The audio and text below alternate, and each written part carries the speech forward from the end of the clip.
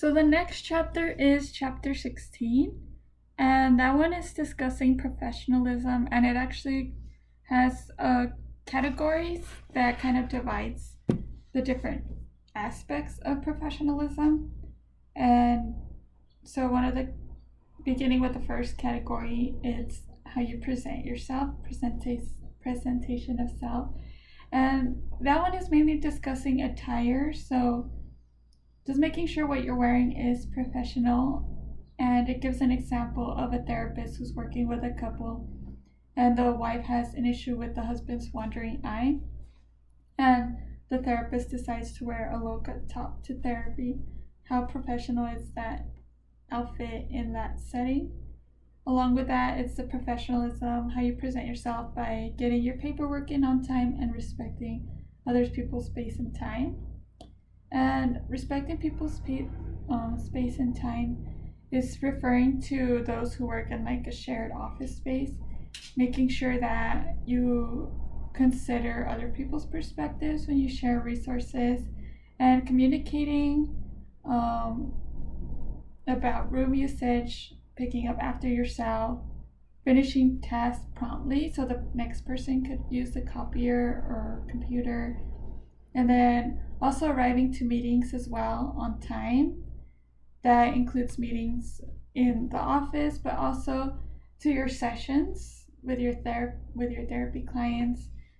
And when it comes to documentation, like they mentioned, making sure you turn in all documentation on time, and also making sure you get all the important information. When a therapist doesn't turn in their notes or paperwork on time, it could result in the agency having to pay back money as a result of an audit where there was not that documentation found. And it also needs to be there in case it's ever subpoenaed, because then you wouldn't have the documentation filed. And so respecting others, so making sure you have professional behavior. Most of what it talked about was what I would say is common sense in a way. So making sure you treat everybody equally no matter what their place of hierarchy is.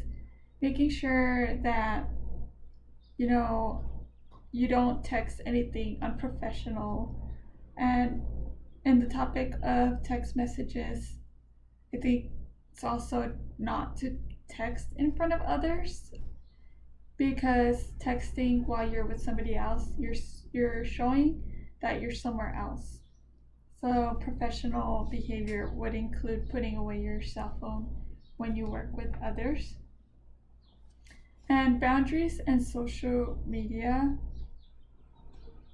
There's two types of boundaries discussed. So first is the information that therapists put on social media, and keeping your account private, which is stuff we've kind of discussed.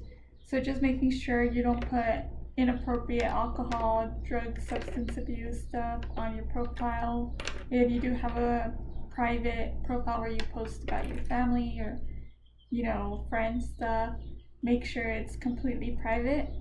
And also, if you do have like a professional page, making sure that it's accurate. Don't put that you're a PhD when you're still waiting for your dissertation, and don't say you're licensed if you're not fully licensed yet. Also, making sure that the images you have like on your profile photo are professional. So don't put images where you're not wearing, like mentioned before, where you're not wearing any inappropriate attire. The other thing it discusses that I haven't really heard of yet is like looking up your patients on Facebook. So kind of like the opposite, instead of your patients looking you up, you're looking up your patients, and that could actually negatively affect the therapy sessions, because if you accidentally say something that you would only know because you found on Facebook, then your client wouldn't trust you after that. So there's like controversy. They're not saying don't do it, but they're saying there's controversy behind it. And just to backtrack, if you are gonna have a personal Facebook profile or any type of social media, letting your clients know ahead of time in informed consent that you won't be adding them. Boundaries in public, again, in informed consent, letting them know ahead of time. Like we do, just like I won't be able to say hi, or not I won't say hi, but I'll pretend like I don't see you, and if you say hi to me, I'll say hi back. But it also talks about the blurring between even those boundaries, because let's say as a therapist, like let's say I go to a bar and I see my client there, how appropriate would it be to say hi if I don't know their level of intoxication and I'm not aware of my own level of intoxication? And like there's just a lot of gray areas in just talking with clients in public.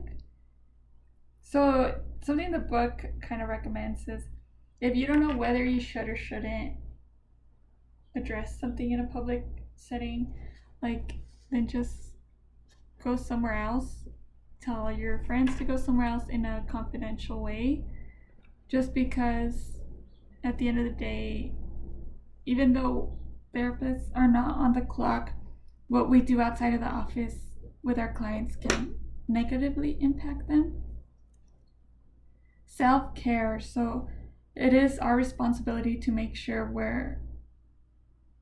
we're taking care of ourselves, but in doing that, to not abandon our clients. So yes, it's okay to go on vacation. Anybody could go on vacation, but is it just keeping consideration? Is it too long? Do I have a client who needs resources while I'm gone? And just making sure that we make arrangements so we don't abandon or neglect our clients. And then there's professional identity. So it kind of goes back to the social media. So making sure that what we do put about ourselves is accurate. And if we do put anything personal, just make our pages private.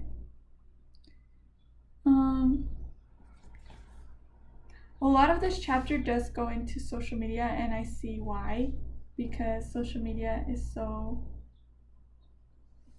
big in a way. Like it's a big part of people, humanity. How we view others is based on their social media pages, And so it also talks about professionalism in supervision, and it also discusses peer supervision. So it just mentions be careful when we're going to our peers for supervision, because that's informal and they could give us feedback that isn't it mentioned it here, just feedback that isn't as important or as helpful as our supervisor's feedback, because if somebody acts on that feedback or doesn't tell or tells their peer something that they don't tell their supervisor, that could be an issue. I feel like there's just so much to talk about in this chapter too, and only having 10 minutes is hard, but there's also a lot more. I would also like to reread this chapter. I really like how it gives ethical and professional advice for not just if you are already a therapist, but for students as well, because there's things I haven't thought about as a student therapist, which is like specifically the peer group area. Like when I go to my peers for something, make sure I go to my supervisor for it as well, because she needs to know and she has the proper advice, proper guidance. Oh, and dangers, now I just found it. So the dangers could be that the supervisor and the therapist will be held accountable for what the group peer said. So yeah, I think for me personally, that part of this chapter is one that I will keep rereading just so I make sure that I'm behaving ethically as a supervisee in the program.